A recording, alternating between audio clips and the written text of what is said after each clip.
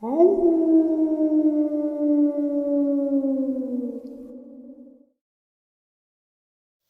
and salutations, everyone. I hope everyone is still doing well, and welcome to this early morning, middle of the night bonus upload.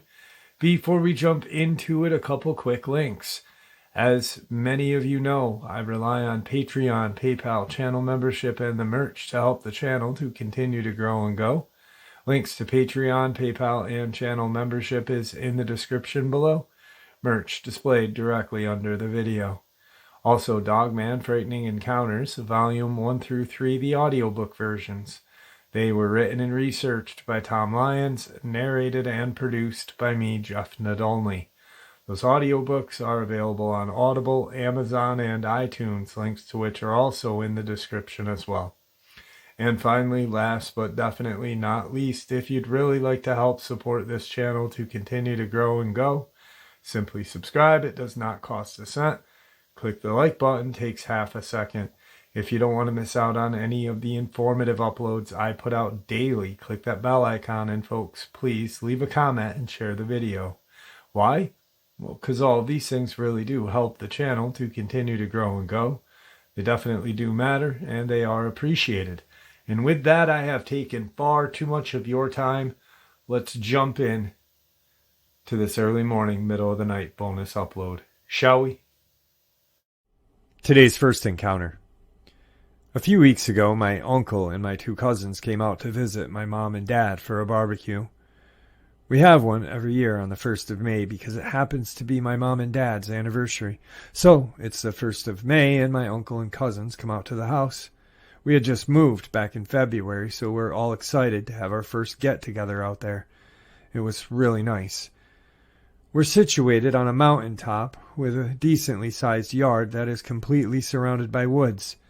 My dad had plans to clear out a few sections of woods so that he could put deer feeders out, so he could have a chance to get some hunting out there. Well, he hadn't started prepping to begin cutting the trees down. He decided to at least test the water, as he phrased it, and put 8 or 9 trail cams to see if there were any deer worth hunting this year. I had helped him out in the setting up of the trail cams, finding good spots and figuring out what position they should be facing. Then that was the end of that. So while my dad and uncle are hovering over the grill, me and my two cousins had decided to relieve some boredom by playing around in the backyard. We had a trampoline set up. The original owners of the house had decided to include their pool in the deal, along with a volleyball court they made on the far side of the pool, bordering the woods. So me and my two cousins are enjoying ourselves on the trampoline without a care in the world. After a short while, my dad and uncle came to us and announced that dinner's ready. So we all went inside and grabbed our plates, then back outside to the deck and sat down and ate. Me and my dad were the first ones finished eating. My dad looked at me and suggested that we should go out and check on the trail cams. We had done this many times before, sometimes checking them 3 or 4 times a week, just to see what was out in the woods. However, this time would be a little different. My dad and I are going around the property checking all of the trail cams. We got to the point where we hadn't only checked one of them, but for some reason we couldn't manage to find it. After searching around for almost 10 minutes, we eventually found the exact tree it should have been on. I remember placing it on this specific tree. It was one of those trees that once you saw it the first time, it was damn near impossible not to recognize it.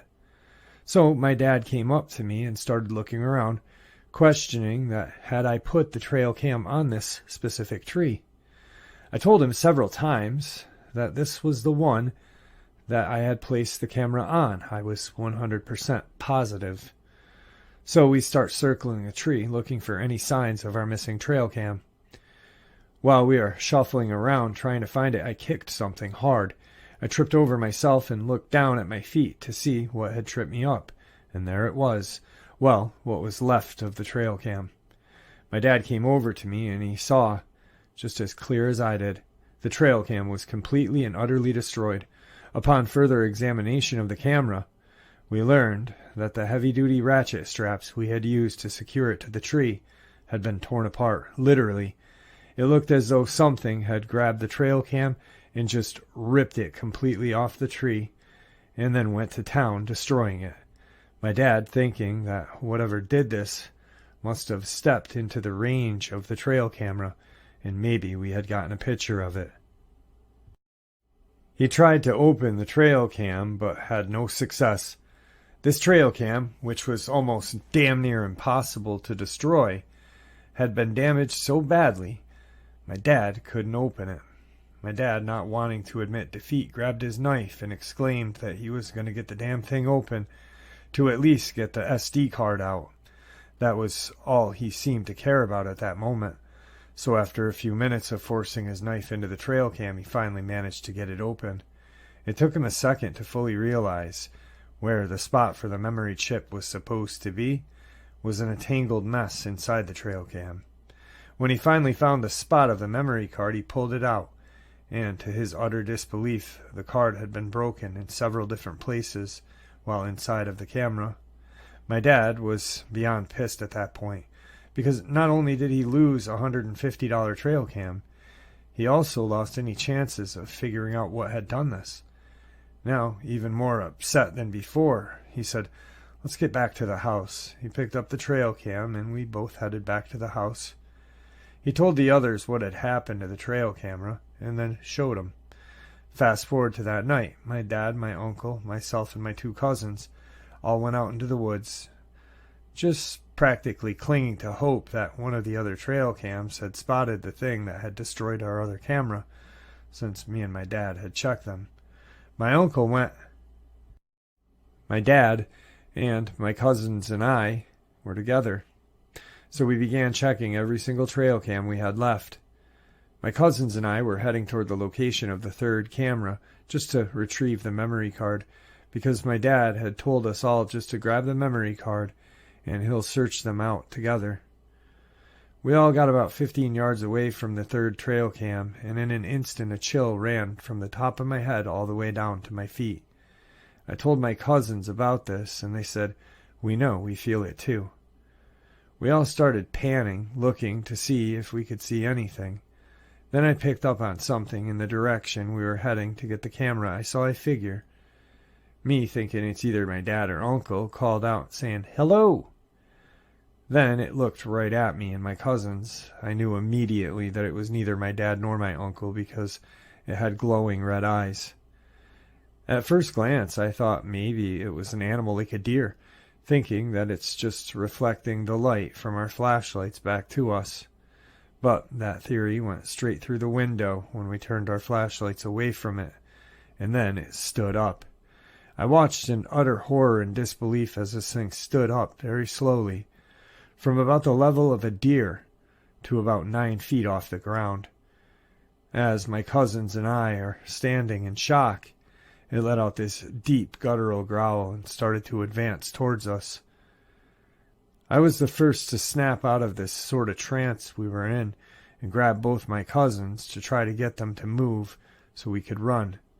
One of my cousins managed to get out of his trance as well, and we both tried to grab the other one. My other cousin finally showed a sign that he was out of the trance, and just before I could utter the words to run as fast as we could, this thing leapt into the air and landed on top of my cousin. That took the longest to snap out of this whatever trance we were in. Myself and my other cousin fell to the ground as this creature landed. Then it let out the loudest growl before getting off my cousin and grabbing him by his throat.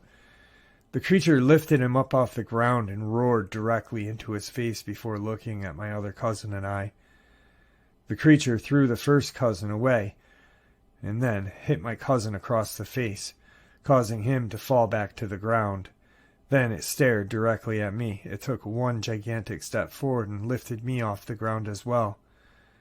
Then did the same roar it had done to my cousin, only much louder. I yelled for my cousins to run if they could. One cousin was helping his brother get back to his feet after being thrown, and they looked at each other, then at the creature, and decided there was only one thing to do. In desperation, they had picked up a fallen tree branch from the ground and charged at this creature. One of my cousins connected a swing to its head, while the other went directly for its arm. The force of the blow to the creature's head caused it to falter, while the multiple hits to the arm caused it to drop me. My cousins tried to get a few more swings in, but the creature had managed to right itself and caught both incoming blows going directly for its head. This monster then grabbed both my cousins, one in each hand, and then threw them away, causing my cousins to just drop the branches they were using for weapons and fall back to the ground. All three of us got together and tried to run, but the creature swung one of its arms and connected to all three of our chests, causing us to fall. The creature reared back its head and let out the most terrifying roar I had ever heard, then started to move again towards us. Just then a gunshot rang out, then another and another. All three shots connected to this monster. I looked up just in time to see the creature fall to the ground, appearing to be lifeless. I looked over my shoulder to see my dad and uncle both standing there, as white as sheets, both holding a rifle in their hands.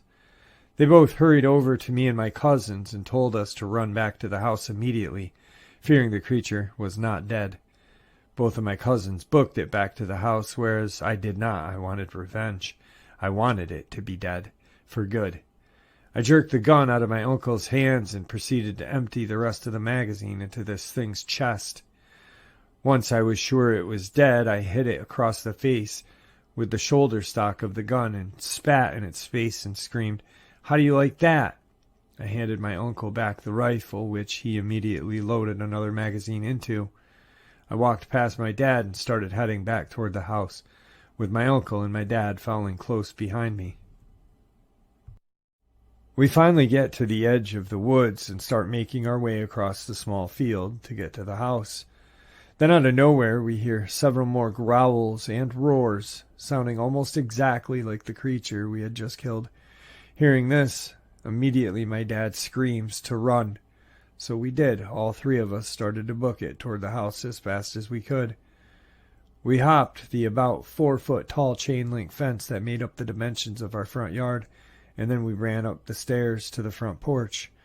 My dad and uncle both turned and started firing their rifles. Not at anything, almost like they were trying to scare the creatures off. That was until one of them showed itself. Then both my uncle and dad shot it at the same time. It had fallen to the ground lifeless, and then everything went silent. No more growls or roars were being heard, nothing at all. Everything just went completely silent. All three of us made it back inside the house, and then that entire night everyone in the house that knew how to operate a gun safely had one in their hands or on their person. It stayed that way until the next morning. Then the next morning comes around, against everything that was screaming in the back of our minds. My dad, uncle, my cousins, and myself all went back to the woods. We were trying to see if we could find the bodies of the two creatures we had killed, but to our disappointment we had found nothing, except, of course, the blood of the creature I myself had dumped the rest of the mag into. That was all we found, just that one pool of blood. Finally, I just wanted to share this. I am not claiming ownership of this. This happened to my best friend and his two cousins. My best friend just decided to share this experience with me. Sharing this disturbed my friend as he tried to recall all of the events of that night that changed his life completely. My friend said it changed him a lot when it came to how he felt about going outside, let alone at nighttime. For those of you who are curious, my friend still lives in that house, although he is scared that anything like that could happen again. He has had no more experiences even close to that night since. In fact, he hasn't seen nor heard these creatures since that night. Anyway, that's his experience. Today's second part of the upload. Hey everyone, I have two things I'd like to share with you. First, in 2019, I was having a very hard time being around people. I eventually packed my belongings up and went to live my life at the age of 30 by myself in the woods. I was scouting an area that was in Delaware County, which is in the suburbs of Philly, looking for a perfect spot to spend my summer. After my long journey testing different areas out, having bad experiences such as my tent flooding after heavy rains, I found a huge hill that probably went up for a few 100 feet. This certain hill was on a giant rock outcropping with many beautiful stones such as garnet embedded in the host rock. I honestly thought I had found the perfect camp, secluded from everyone and everything, surrounded by a large creek. The area was well planted with huge trees of many sorts, so due to all the factors, which being perfect for what I was looking for, I set my tent up right on this top of the hill.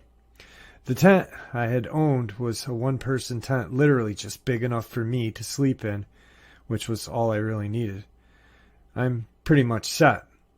All I had left to do was create a barrier with the local tree branches so I could keep anyone out and hide my tent. Upon stringing up a huge wall of branches in the area and putting trip lines around my campsite, I began to live my life. Many days passed that summer before the incident that changed my life forever. So before I delve into the experience, I want to add that it would be nearly impossible for any dog or anyone to get up this hill. Someone would literally have to be dedicated in finding this place to get to it. During my adventure living alone in the wilderness, my brother would occasionally meet me a bit away to drop off supplies such as beer, food, and water. On a beautiful summer night after it had rained very heavily, I was lying up on the hill right outside of my tent. I was immersed in the extreme dense fog. The whole area looked as if it had been covered with a huge cloud. I was tired from my long walk earlier, so I eventually went and hit the hay at around 10 p.m. I crawled in and lied down with all of my equipment around me. I was extremely cramped in there. I zipped up the door flap and began to relax. I started reading a good book I had when I noticed it was getting really late, so I got my flashlight out and put my headlamp on and just chilled.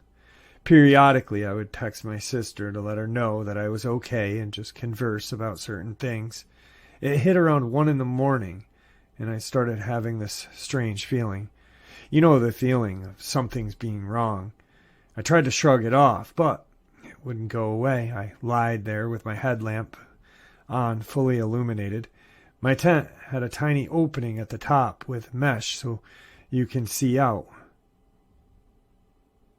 Other than that, you can't really see anything on the outside. As I was reading, I suddenly heard something run very loudly toward my tent, right on the left-hand side. It stopped right next to me and began loudly barking, almost as if a dog is right in your face about to attack. I suddenly shuddered with fear, saying to myself, that can't be a dog. There's no way possible anything can get to my tent with my barricade and my trip lines, or at least without making an extreme struggle and lots of noise. So in complete fear, hearing this beast's growl and bark like a maniac, I fumbled to get my phone. In a panic, I started texting my sister saying, listen, there's something outside of my tent, and it sounds really pissed off. She texted me back saying, maybe it's a dog, and I'm like, no, it's not a dog. There'd be no way of it getting up here.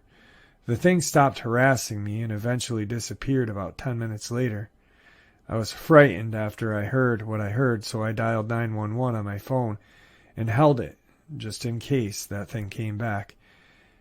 After an hour passes and nothing happened, I began to relax a little.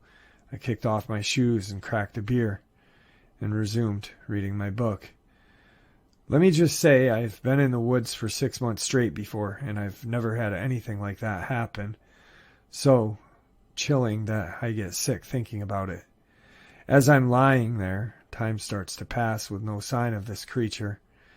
I was too terrified to even look outside of the tent at that point, plus the ground was covered in fog. 3 in the morning rolls around. I firmly held the phone in my right hand just in case. With a sudden moment pass, I was completely paralyzed. I lied there in a state of fear, so intense that I thought I was going to die. Then something grabbed me. Whatever grabbed me began picking me up and smashing me to the ground. This thing was so strong, I felt like a rag doll. It just kept squeezing me and shaking me as if I was nothing. I looked at my phone in my hand desperately, trying to move my thumb to hit dial on the button, but it was impossible. This thing was breathing so loud and making so much noise, sinister, that I got the impression that this thing just crawled right out of hell and wanted to take me and my tent back. The cries from it were almost like a loud pulsating sound, similar, I guess, to a giant heartbeat out of control. It beat the living hell out of me. I pictured myself being carried away by this horrible thing into a cave to be experimented on or something really evil. After fighting for probably 7 minutes while being completely paralyzed, it suddenly stopped. The state of fear I was in was so intense at that moment. I was free, yet my thumb immediately hit 911. I got the dispatcher on the line, and I thought to myself, what do I say? I'm in the middle of nowhere, and I was attacked by someone.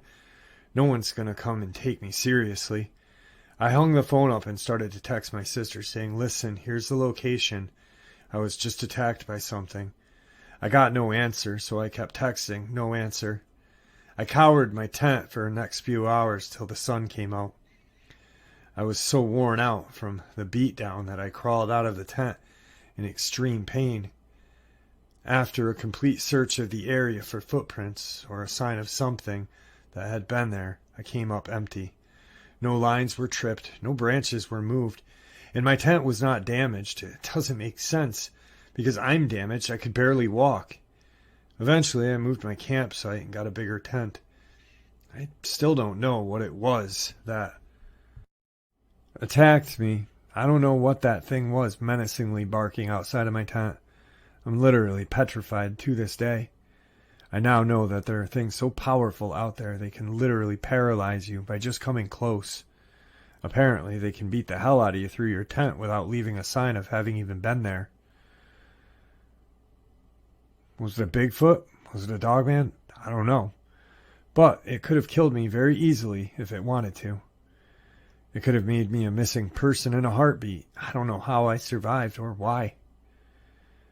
I have a feeling that this thing was pissed at me for tearing down giant tree branches to fortify my camp, but not exactly sure. That day I tore a lot of branches down. Then I was attacked, so to anyone out there, if you are camping, don't harm any type of tree or plant that may trigger these things to attack. Same person, second part to their upload. So I was thinking about sharing something. The mysterious black dog that's often sometimes seen in the United States, but a lot all over Europe, especially England. So the tale is that if you see this black dog more than 3 times, you are going to have an untimely death. I've known a bit about this phenomenon for a bit. Not exactly sure if it's an actual animal or something like a dogman or a hellhound, but anyway, I have a great experience from a family member that did some strange things, and here's what happened. This family member that I'll call Joe was young, 18, and this was back in the early 80s.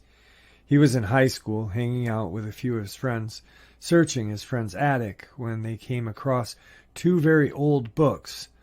One was the Lemegadon, and the other was the Book of Shadows. Joe and his friends took the books back to Joe's house, and one Friday night when they got high and were drinking, they took the books out, and from one of the books summoned a demon using a huge drawn-out pentagram. This certain spell in the book was a spell to come across treasure and riches in your life. After the spell, Joe said he felt something weird but shrugged it off and continued his daily life, such as going to school. He would walk to school from his really nice home with a wooded backyard in Bryan Morrow, Pennsylvania. So after the spell, Joe was walking home from school a few days later to his house, which was on a dead-end road, and he came close to the front of his house and noticed a very large black dog sitting on his front door step, just staring at him. He said it wouldn't take its eyes off him. Whenever he moved, the dog's head would follow. Joe, being startled by this, ran around the side of the house through the back door which led to his kitchen. He closed the door behind him and called his dog Prince. Now Prince was a strong shepherd mix and would fight other dogs and usually win. Joe called Prince and didn't get an answer. He eventually found Prince cowering under the kitchen table, very frightened.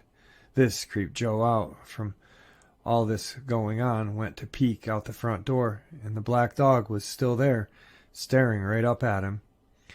Now, Joe's a pretty tough guy, not much really scared him, but something about this dog gave him the chills. He thought it could have been related to the spell. Anyway, after some time, the dog just eventually vanished from his front doorstep, and Joe continued his daily life. And a week from then was having a party at the house where everyone was smoking and drinking. During this, Joe's friend was in the bathroom, so Joe went out to the back porch where there was a row of bushes you could pee in. Let me add that this is very dark and very late. Joe unzips his pants to relieve himself, and he looks down, and there's the same dog staring up at him, silently looking right into his eyes. Joe said he was horrified and zipped his pants back up and ran inside. After this, Joe was absolutely terrified, thinking what had he actually done during that spell. He was sure this thing was a intelligent creature that wanted to talk to him, and Joe did not want to have a chat with it. So we got the two books together the next day and slid them down a storm drain up the street from his house.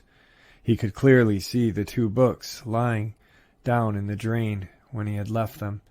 Joe continued his normal life when all of a sudden, a few days later, he got the urge to go and get the books back. He didn't know why the urge was so strong, but he went to get them back. And he bent down when no one was looking. He said they had vanished. They were nowhere to be seen. Kind of puzzled, he went back home and continued his life again, and about a week later was cutting his neighbor's grass while his neighbor watched on the front porch. And he said while he was pushing the mower, he noticed the black dog running towards him.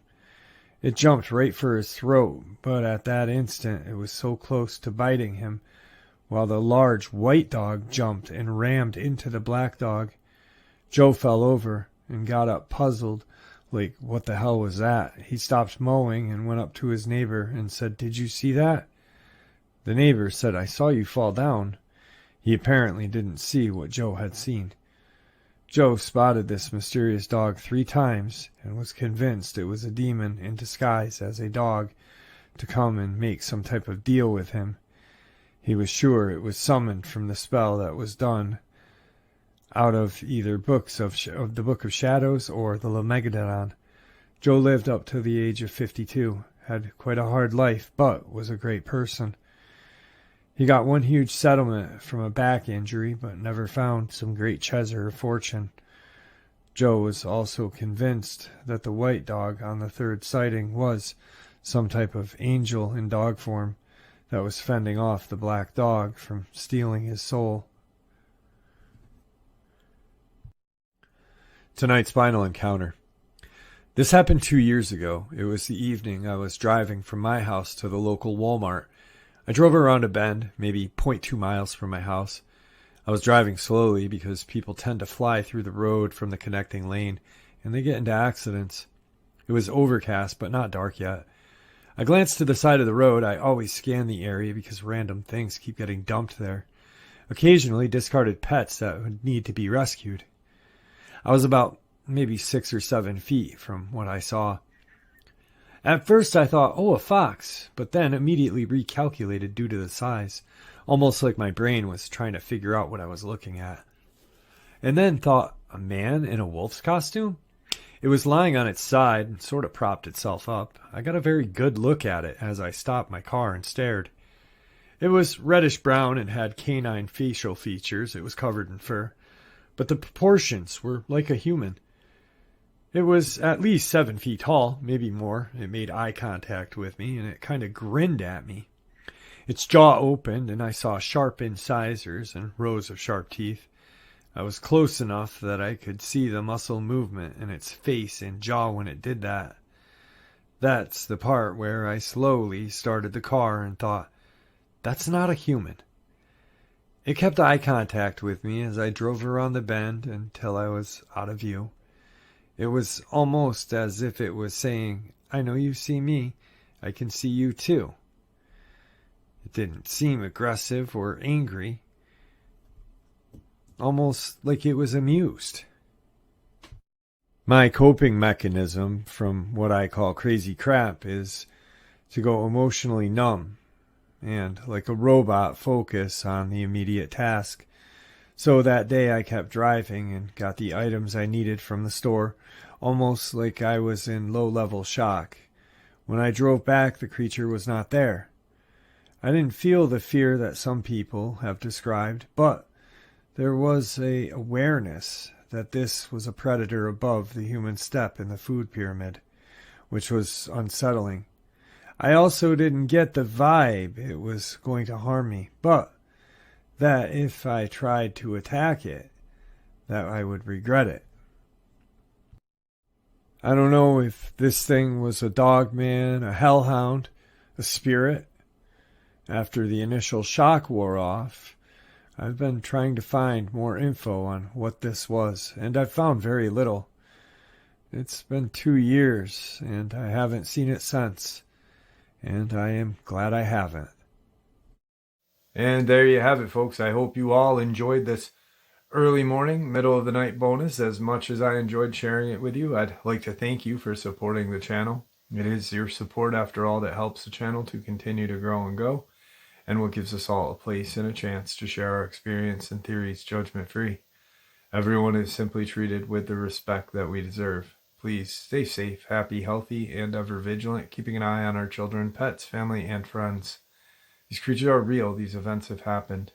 Share this information with those you love and care about, and it may just help save their lives someday. Until next time, never stop asking questions, never stop searching for the truth, and God bless you all.